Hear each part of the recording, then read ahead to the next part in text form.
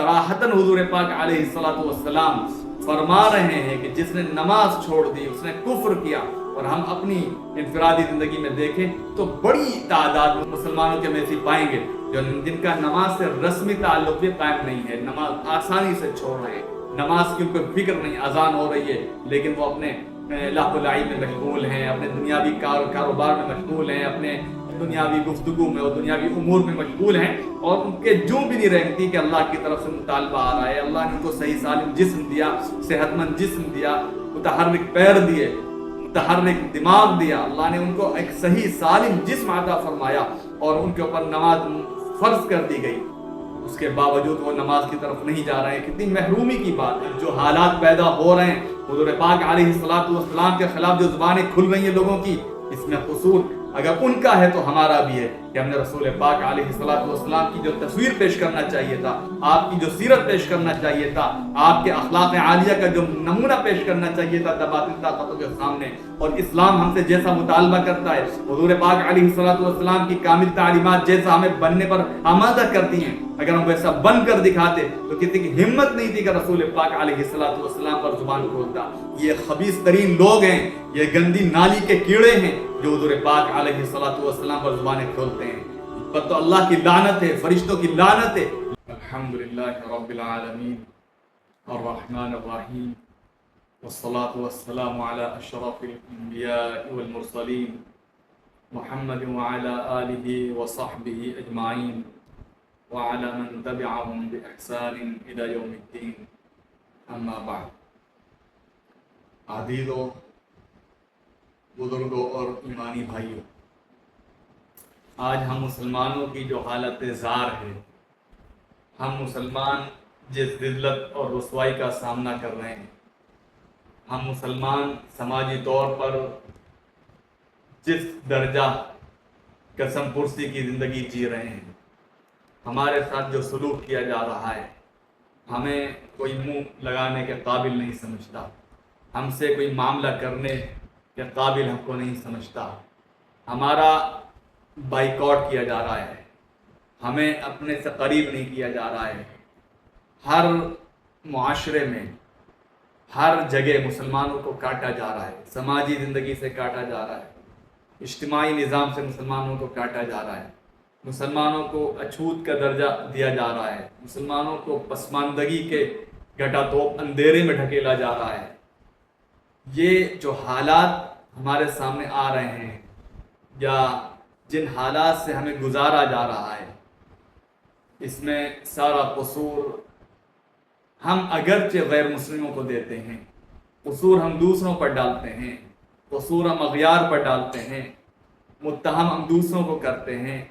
لیکن در حقیقت قصور ہمارا اپنا ہے, کمی ہماری اپنی ہے, عیب ہمارے اندر ہے, اور وہ عیب ہے صورت اور حقیقت کے درمیان کے فرق کو فراموش کر دینا. ہم نے اسلام کو صورت کا درجہ دے دیا, اسلام جو ایک حقیقت کا درجہ رکھتا ہے, اسلام جو ایک نظام حیات ہے, اسلام جس کے بارے میں اللہ رب العزت کا حکم ہے کہ ادخلوا فی السلم کافہ, اسلام میں پورے کے پورے داخل ہو جاؤ, سر سے پاؤں تک داخل ہو جاؤ, جسم کا ہر حصہ اسلامی بن جائے, آنکھیں اسلامی ہو جائیں, کان اسلامی ہو جائے, دماغ اسلامی ہو جائے, پیر اسلامی ہو جائیں, ہاتھ اسلامی ہو جائیں, یعنی کان سے صحیح باتیں سنی جائیں, دماغ میں صحیح خیالات جنم لیں, ہاتھ صحیح چیزوں کو پکڑیں, پاؤں بابرکت جگہوں کی طرف لے جائیں. یہ ہمارے اسلام میں دخول کا مطالبہ ہے, اور جب بھی ایسا ہوگا تو اس کا نتیجہ اللہ رب العزت کی طرف سے کیا ہوگا, اس کا فائدہ ہمیں اللہ کی طرف سے کیا ملے گا؟ اس کا فائدہ ہمیں یہ ملے گا کہ آگے اللہ رب العزت ایک حدیث شریف میں فرماتا ہے کہ میں ایسے لوگوں کا ہاتھ ہو جاؤں گا, پیر ہو جاؤں گا, کان ہو جاؤں گا, یعنی گویا کہ میری معیت ان کو حاصل ہو جائے گی, میرا ساتھ ان کو مل جائے گا, میری توفیق ان کے ساتھ شامل حال ہو جائے گی. نتیجہ یہ ہوگا کہ ان کی نگاہیں صحیح چیزیں دیکھیں گی, ان کے کان صحیح چیز سنیں گے, ان کے پاؤں ان کو بابرکت جگہوں کی طرف لے جائیں گے. لیکن ہم نے کیا کیا؟ ہم نے صورت اور حقیقت کے درمیان کے فرق کو مٹا دیا. ہم نے اسلام کو صورت کا درجہ دے دیا، ہم نے اسلام کو بحیثیت ایک مذہب کے تو قبول کر لیا، اللہ کو بحیثیت رب کے تسلیم کر لیا، حضور پاک علیہ الصلوۃ والسلام کو بحیثیت نبی ہم نے مان لیا، لیکن آپ کے احکامات کو پس پش ڈال دیا، اللہ کے احکامات کو پس پش ڈال دیا، نبوی تعلیمات کو پس پش ڈال دیا۔ ہمارا رب ہمارے اسلام سے صورت کا رہ گیا، حقیقت کا رب نہیں ہو پایا۔ یعنی گویا کہ ہم نے اسلام کو ظاہری طور پر تو قبول کر لیا، لیکن اسلام ہمارے دلوں تک داخل نہیں ہوا۔ اور ہماری مثال قرآن مجید کی زبانی اگر آپ سمجھنا چاہیں تو اللہ رب العزت قرآن مجید میں فرماتا ہے قالت الاعراب آمنا، اعرابی کہتے ہیں کہ ہم ایمان لے آئے، قل لم تؤمنوا، اے نبی آپ ان سے کہہ دیجئے کہ تم ایمان نہیں لائے۔ کیوں ایمان نہیں لائے؟ کیونکہ ایمان ابھی تمہارے اندرون میں نہیں اترا، ایمان ابھی تمہارے رگ و ریشے میں سرایت نہیں کیا، ایمان تمہارے اندر نہیں اترا، ایمانی تقاضوں پر تم عمل پیرا نہیں ہو، ایمانی مطالبات پر تم عمل پیرا نہیں ہو، خدا کے احکامات سے تم نے منہ موڑ لیا ہے، تم نے ظاہری طور پر اسلام قبول کر لیا، تمہارا نام مسلمان ہے، تمہارا نام اسلامی رکھا گیا، تمہاری پیدائش مسلمان گھرانے میں ہوئی، لیکن در حقیقت تمہارا اسلام سے تعلق نہیں۔ بالکل ویسے ہی جیسے آپ سمجھ لیجئے کہ اللہ رب العزت کی طرف سے جو فرائض ہیں، جو احکامات دیے گئے، جو مطالبات کیے گئے، اور ان مطالبات کا جو اثر ہماری زندگی پر پڑنا چاہیے، ہماری سماجی زندگی پر پڑنا چاہیے، ہماری اخلاقی زندگی پر پڑنا چاہیے، ہماری معاشرتی زندگی پر پڑنا چاہیے، ہماری انفرادی زندگی پر پڑنا چاہیے، انڈیویجول زندگی پر پڑنا چاہیے، وہ اثر ہم اپنے اوپر نہیں پاتے۔ مثال کے طور پر نماز ہے، نماز کے بارے میں اللہ رب العزت کا حکم کیا ہے؟ ان الصلاۃ تنہی عن الفحشاء والمنکر، نماز بے حیائی اور برے کاموں سے روکتی ہے۔ لیکن اگر ہم اپنی زندگیوں کا جائزہ لیں، اپنی زندگیوں کا مطالعہ کریں، حقیقت کی روشنی میں مطالعہ کریں، تو ہمیں نظر آئے گا کہ ہماری نماز ہمیں بے حیائیوں سے نہیں روک رہی ہے۔ سوال یہ پیدا ہوتا ہے کہ اللہ رب العزت صاف ارشاد فرما رہا ہے کہ نماز بے حیائیوں سے روکتی ہے، پھر ایسی کیا وجہ ہے کہ ہماری نماز ہمیں بے حیائیوں سے نہیں روک پا رہی ہے، ہمیں اخلاقی خرابیوں سے نہیں روک پا رہی ہے، ہمیں ان تمام برائیوں سے نہیں روک پا رہی ہے جو ہماری نجی زندگی میں، ہماری سماجی زندگی میں، ہماری اخلاقی زندگی میں، ہماری معاشرتی زندگی میں ہمارے اندر سرایت کرتی جا رہی ہے؟ اس کا ایک ہی جواب ہے کہ ہمارا نماز سے رشتہ ظاہری طور پر ہے، حقیقت کا رشتہ نہیں۔ ہم نماز کو بس ایک اللہ کا مطالبہ سمجھ کر عمل کر رہے ہیں۔ نماز کی پابندی اگر ہم کر رہے ہیں، اگر آپ جائزہ لیں تو بیشتر لوگوں کو، بڑی تعداد مسلمانوں کی آپ ایسی پائیں گے جن کا نماز سے رسمی رشتہ بھی نہیں قائم ہے، نماز سے جن کا تعلق رسمی بھی نہیں ہے، جبکہ اللہ رب العزت کے حوالے سے حضور پاک علیہ الصلوۃ والسلام نے فرما دیا کہ من ترک الصلاۃ متعمدا فقد کفر، کہ جس نے نماز چھوڑ دی وہ کافر ہو گیا۔ جو بھی تشریحات علماء اس حدیث کی کریں الگ ہے، لیکن صراحتاً حضور پاک علیہ الصلوۃ والسلام فرما رہے ہیں کہ جس نے نماز چھوڑ دی اس نے کفر کیا۔ اور ہم اپنی انفرادی زندگی میں دیکھیں تو بڑی تعداد مسلمانوں کے میں ایسی پائیں گے جن کا نماز سے رسمی تعلق بھی قائم نہیں ہے، نماز آسانی سے چھوڑ رہے ہیں، نماز کی ان کو فکر نہیں، اذان ہو رہی ہے لیکن وہ اپنے لہو و لعب میں مشغول ہیں، اپنے دنیاوی کاروبار میں مشغول ہیں، اپنے دنیاوی گفتگو میں اور دنیاوی امور میں مشغول ہیں، اور ان کے جو بھی نہیں رہتی کہ اللہ کی طرف سے مطالبہ آ رہا ہے، اللہ نے ان کو صحیح سالم جسم دیا، صحت مند جسم دیا، متحرک پیر دیے، متحرک دماغ دیا، اللہ نے ان کو ایک صحیح سالم جسم عطا فرمایا اور ان کے اوپر نماز فرض کر دی گئی، اس کے باوجود وہ نماز کی طرف نہیں جا رہے ہیں۔ کتنی محرومی کی بات ہے، کتنی بے توفیقی کی بات ہے کہ انہوں نے نماز سے اپنا رشتہ رسمی بھی قائم نہیں کیا۔ بہرحال جو لوگ نماز سے رشتہ اپنا رسمی قائم کرتے ہیں ان کا بھی یہ حال ہے کہ بس ایک نماز کو ایک مطالبہ سمجھ کر عمل کرتے ہیں، وہ یہ نہیں احساس کرتے کہ کس کے سامنے کھڑے ہیں، کس کے سامنے سرنگو ہو رہے ہیں، کس کے سامنے سجدہ کر رہے ہیں، کس ذات کے سامنے سجدہ کر رہے ہیں، کس ذات کے سامنے رکوع کر رہے ہیں، کس ذات کے سامنے ہاتھ پھیلا رہے ہیں، کس ذات سے مانگ رہے ہیں، وہ در جہاں سے کوئی خالی نہیں جاتا، ہر مانگنے والے کی خواہش کو پورا کیا جاتا ہے۔ اور اللہ رب العزت فرماتا ہے کہ مجھ سے مانگو میں دوں گا۔ ہم اس کے در پر آئے، اللہ کے توفیق سے آئے، اللہ کے فضل و کرم سے آئے، اللہ کے فضل و کرم سے ہمیں حاضری کی توفیق ملی، اس کے باوجود ہم نماز میں وہ احساس اپنے اندر نہیں پیدا کر پاتے۔ ہمارے جو تابعین گزرے ہیں اور جو صحابہ کرام گزرے ہیں ان کی حالت یہ تھی نماز میں کہ تیر لگ جاتا تھا اور کسی کو نکالنے کی ہمت نہیں ہوتی تھی، تب وہ کہتے تھے کہ میں نماز میں کھڑا ہو جاؤں تو تم تیر نکال لینا. ان کو احساس نہیں ہوتا تھا نماز کی حالت میں تیر لگ رہا ہے، خون بہ رہا ہے، لیکن نماز کا شوق، نماز کی لذت اس قدر ان کے اندر رچ بس گئی تھی کہ وہ نماز کو مختصر کرنا بھی گوارا نہیں کرتے تھے کہ پورا جسم سے خون بہ جائے کوئی فرق نہیں پڑے گا، لیکن نماز وہ اپنی پوری کریں گے. یہ حال تھا ہمارا، یہ حال تھا ہمارے ماضی میں گزرے ہوئے لوگوں کا. اور اس کا نتیجہ یہ ہوا کہ ان کا جب رشتہ اسلام سے حقیقی طور پر قائم ہوا، اسلامی احکامات سے حقیقی طور پر قائم ہوا، اسلامی فرائض و واجبات اور سنن و مستحبات سے حقیقی طور پر قائم ہوا، تو وہ غیر مغلوب بنے، وہ غالب بنے، وہ فاتح بنے، وہ دلوں کے فاتح بنے، وہ جسموں کے فاتح بنے، وہ جگہوں کے فاتح بنے. جہاں گئے انہوں نے اپنا جھنڈا لہرایا، جہاں گئے انہوں نے دلوں پر حکمرانی کی، جہاں گئے انہوں نے دلوں کو فتح کیا اور وہ ناقابل تسخیر ہوئے. لیکن اس کے باوجود، اس کے بعد جب زوال پذیر دنیا میں یہ مسلمانوں کی حالت بگڑتی گئی، مسلمانوں کے اندر انحطاط کا عمل شروع ہوا اور مسلمان گرتے چلے گئے اور ان کا اسلام سے رشتہ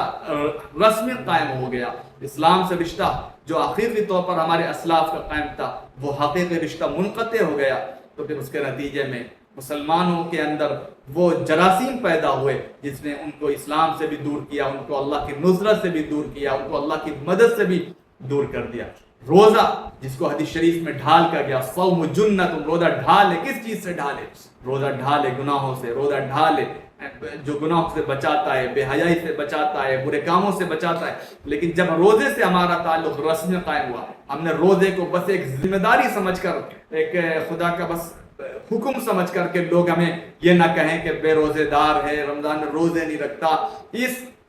ارادے سے ہم نے روزہ رکھا. خدا کا حکم سمجھ کر، خدا کا حکم سمجھ کر ہم نے احساس کے ساتھ کہ اللہ کا حکم ہے، کتنا عظیم حکم ہے، اس پر کتنا ثواب اللہ کی طرف سے مرتب ہے، کتنی جزا اللہ کی طرف سے ہمیں ملنے والی ہے،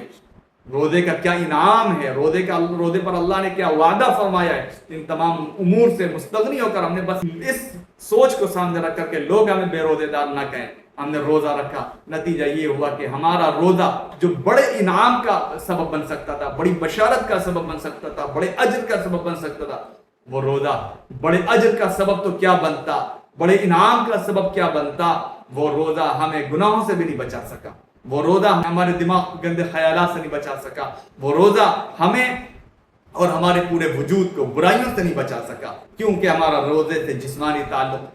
بس ہو گیا، ایک رسمی تعلق ہو گیا. حج جو ہماری اجتماعیت کا مظہر ہے، ہماری اجتماعیت کا مظہر ہے، ہماری اجتماعیت کو قائم کرنے والا، ہماری اجتماعیت کو فروغ دینے والا، ہماری اجتماعیت کا ایک بنیادی ستون اور پلر ہے. جب حج سے ہمارا رشتہ رسمی قائم ہوا اور حج جس پر اللہ کی طرف سے اتنے بڑے انعامات کا وعدہ ہے، بے پناہ بشارتوں کا وعدہ ہے، ان بشارتوں سے جب ہماری نگاہ ہٹی اور ہم نے حج کو تفریح کا ایک عمل سمجھ لیا، ایک میلے ٹیلے کا عمل سمجھ لیا، اور پیسہ ہے چلو حج کرتے ہیں، چلو وقت گزاری کرتے ہیں، چلو ٹائم پاس کرتے ہیں، اس نیت سے ہم نے حج کرنا شروع کیا، تو حج جو کہ اجتماعیت کا پلر تھا، اجتماعیت کا مظہر تھا، اجتماعیت کو قائم کرنے والا تھا، وہ حج اپنے اس عظیم مقصد گویا کہ پیدا نہیں کیا. اور حج جو کہ ہمارے اندر اجتماعیت کو قائم کر سکتا تھا، اس نے ہمارے اندر اجتماعیت کو قائم نہیں کیا. نتیجہ یہ ہوا کہ ہم حج سے واپس ہوتے ہیں لیکن دلوں میں نفرتیں لے کر، کدورتیں لے کر، اختلافات لے کر، اور پھر ہم اسی اختلافات کے سائے میں اپنی بقیہ زندگی اپنے گھر میں گزارتے ہیں. اختلافات ہمارے اپنے بھائیوں سے ہوتے ہیں، اختلافات ہمارے اپنے پڑوسیوں سے ہوتے ہیں، اختلافات ہمارے گھریلو ہوتے ہیں، اختلافات ہمارے سماجی ہوتے ہیں، اختلافات کا دائرہ وسیع ہوتا جاتا ہے. نتیجہ یہ ہوتا ہے کہ ہم اختلافات کے خول میں بند کر تنہا زندگی جیتے ہیں. تو میرے بھائیوں، یہ جو ہمارا رسمی تعلق اسلام سے ہے، اس نے ہمیں بہت پستی میں ڈھکیل دیا ہے. ہم دوش دیتے ہیں باطل طاقتوں کو، ان کی ترقیات کو اور ان کے اقتدار کو، ان کی طاقتوں کو، ان کے پاس موجود اسباب اور وسائل کو، ان کے پاس موجود مادی طاقتوں کو. لیکن خوب سمجھ لیجئے، دماغ میں بٹھا لیجئے کہ صحابہ کرام کے پاس بھی یہ مادی طاقتیں نہیں تھی، صحابہ کرام کے بعد بھی یہ وسائل نہیں تھے جو آج ہماری دشمن طاقتوں کے پاس ہیں. صحابہ کرام بھی قسم پرسی کی حالت میں تھے، صحابہ کرام بھی کمزور تعداد میں تھے، صحابہ کرام بھی کم تعداد میں تھے، بے سر و سامانی کے ساتھ تھے، لیکن انہوں نے گھٹنے ٹیکنے پر مجبور کر دیا بڑی بڑی طاقتوں کو. کم تعداد میں موجود نے، کم تعداد میں صحابہ نے بڑی تعداد کو شکست فاش دی۔ اللہ رب العزت کا وہ فرمان ہے کم من فئۃ قلیلۃ غلبت فئۃ کثیرۃ باذن اللہ، بہت ایسا ہوا ہے کہ تو کم تعداد کی جماعت نے بڑی تعداد کی جماعت کو شکست دی ہے۔ خوب سمجھ لیجئے، مسلمانوں کی طاقت، مسلمانوں کی فتح، مسلمانوں کی نصرت، مسلمانوں کا غلبہ ان کے مادی ہتھیار سے وابستہ نہیں ہے، ان کی مادی قوت سے وابستہ نہیں ہے، ان کے مادی لو لشکر سے وابستہ نہیں ہے، ان کا اللہ کی نصرت مشروط ہے اللہ سے وابستگی میں، اللہ کی نصرت مشروط ہے اللہ کی پیروی کرنے میں، اللہ کی نصرت مشروط ہے اللہ کے بن جانے میں۔ الا ان وعد اللہ قریب، اللہ کا وعدہ قریب ہے کن لوگوں کے لیے؟ جو اللہ کے بن جاتے ہیں، اللہ کے فرامین کا قلادہ اپنی گردنوں میں ڈال دیتے ہیں، اللہ کے سامنے جھکنے والے، اللہ سے مانگنے والے، اللہ سے رشتہ رسمی نہیں حقیقی تعلق قائم کرنے والے۔ آج ہماری حالت کیا ہو گئی ہے؟ آج ہم مسلمانوں کی حالت میوزیم میں یا زو میں رکھے ان مجسموں کی سی ہو گئی ہے۔ کہیں دیکھیے آپ شیر کا مجسمہ، کہیں آپ دیکھیے تیندوے کا مجسمہ، لیکن بچے کیا کرتے ہیں؟ بچے ان سے جا کر کھیلتے ہیں، بچے ان سے جا کر مزے کرتے ہیں، ان پر سواریاں کرتے ہیں، کیونکہ ان کے اندر روح نہیں ہے، ان کے اندر حقیقت نہیں ہے، وہ بے جان مجسمے ہیں۔ آج ہم بھی بے جان ہو چکے ہیں کیونکہ ہمارا رشتہ اسلام سے کٹا۔ نتیجہ یہ ہے کہ ہماری حالت میوزیم میں رکھ کے ان مجسموں کی سی ہو گئی جن سے بچے کھیل رہے ہیں، بچے جن سے مزے کر رہے ہیں، لیکن ان سے ڈر نہیں رہے۔ اگر ان کے اندر روح ہوتی، اگر ان کے اندر جان ہوتی، اگر ان کے اندر حقیقت کا کوئی عنصر ہوتا، میرے بھائیوں بچوں کو ان سے کھیلنے کی ہمت نہیں پڑتی۔ آج ہماری دشمن طاقتیں جو ہم سے کھیل رہی ہیں، جو ہم سے مزے کر رہی ہیں، جو ہمارا مذاق اڑا رہی ہیں، وہ ان کی حالت کیوں ایسی ہو گئی ہے کہ ہم سے مذاق کریں؟ کیونکہ ہم نے اسلام سے حقیقی طور پر رشتہ توڑا، ہم نے اسلام سے رسمی رشتہ جوڑا۔ نتیجہ یہ ہوا کہ ہماری بھی حیثیت مجسموں کی سی ہو گئی۔ آج بھی ضرورت یہ، اگر ہم چاہتے ہیں کہ ہم اسلام سے وابستہ ہوں، اگر ہم چاہتے ہیں کہ ہم فتح و نصرت کی مقام تک پہنچیں، آج اگر ہم چاہتے ہیں کہ اللہ کی نصرت ہمارے ساتھ جڑے، آج بھی اگر ہم اللہ کی نصرت کا حقدار اپنے کو بنانا چاہتے ہیں، تو اس کے لیے ہمیں ضروری ہے کہ ہم حضور پاک علیہ الصلوۃ والسلام کے سچے عاشق بنیں۔ اور آپ یہ بات خوب ذہن میں بٹھا لیجئے کہ آج جو حالات پیدا ہو رہے ہیں، حضور پاک علیہ الصلوۃ والسلام کے خلاف جو زبانیں کھل رہی ہیں لوگوں کی، اس میں قصور اگر ان کا ہے تو ہمارا بھی ہے کہ ہم نے رسول پاک علیہ الصلوۃ والسلام کی جو تصویر پیش کرنا چاہیے تھا، آپ کی جو سیرت پیش کرنا چاہیے تھا، آپ کے اخلاق عالیہ کا جو نمونہ پیش کرنا چاہیے تھا باطل طاقتوں کے سامنے، اور اسلام ہم سے جیسا مطالبہ کرتا ہے، حضور پاک علیہ الصلوۃ والسلام کی کامل تعلیمات جیسا ہمیں بننے پر آمادہ کرتی ہیں، اگر ہم ویسا بن کر دکھاتے تو کسی کی ہمت نہیں تھی کہ رسول پاک علیہ الصلوۃ والسلام پر زبان کھولتا، منفی طور پر آپ پر تبصرہ کرتا۔ یہ خبیث ترین لوگ ہیں، یہ گندی نالی کے کیڑے ہیں جو حضور پاک علیہ الصلوۃ والسلام پر زبانیں کھولتے ہیں۔ ان پر تو اللہ کی لعنت ہے، فرشتوں کی لعنت ہے، لیکن میرے بھائیوں خوب دماغ میں بٹھائیے، حضور پاک علیہ الصلوۃ والسلام کے سچے امتی ہونے کی حیثیت سے آپ پر یہ ذمہ داری عائد ہوتی ہے کہ آپ دلوں کو صاف کریں، حضور پاک علیہ الصلوۃ والسلام کی روشن تصویر پیش کریں، آپ صلی اللہ علیہ وسلم کی تصویر کو آپ کی تعلیمات کی روشنی میں پیش کریں، آپ صلی اللہ علیہ وسلم کی تصویر کو، آپ کی سیرت کو، آپ کے اخلاق عالیہ کو آپ صلی اللہ علیہ وسلم کی احادیث کی روشنی میں پیش کریں، تاکہ باطل طاقتیں بھی یہ کہنے پر مجبور ہو جائیں کہ یہ نبی صرف مسلمانوں کا نبی نہیں، یہ تو ہمارا بھی نبی ہے، اس کی تعلیمات ہمارے لیے بھی نجات دہندہ ہیں، اس کی تعلیمات ہمارے لیے بھی نجات کی ضامن ہیں، اس کی تعلیمات میں ہمارے لیے بھی نجات ہے، اس کی تعلیمات میں ہمارے لیے بھی سکون ہے، اس کی تعلیمات میں ہمارے لیے بھی راحت ہے، اس کی تعلیمات میں ہمارے لیے بھی رحمت ہے۔ اگر ہم نے ایسا کیا تو یقین جانیے حضور پاک علیہ الصلوۃ والسلام کے دربار میں ہم سرخرو ہوں گے اور اللہ کی طرف سے بے پناہ بشارتوں کے حقدار ہوں گے، اور اگر ہم نے ایسا نہیں کیا تو ہماری جو حالت ہے یہ گرتی چلی جائے گی اور ہم قسم پرسی کی اس زندگی میں مزید بد سے بدتر ہوتے چلے جائیں گے۔ وآخر دعوانا ان الحمد للہ رب العالمین۔